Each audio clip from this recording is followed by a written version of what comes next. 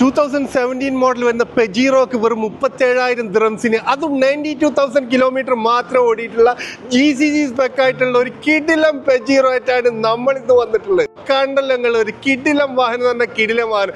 Interior ആണെങ്കിലും exterior ആണെങ്കിലും അടിപൊളിയായിട്ട് മെയിൻറ്റെയിൻ ചെയ്തിട്ടുള്ള വെറും 92,000 കിലോമീറ്റർ മാത്രം ഓടിയിട്ടുള്ള GCG സ്പെക് ആയിട്ടുള്ള ഒരു അടിപൊളി വാഹനം കേട്ടോ.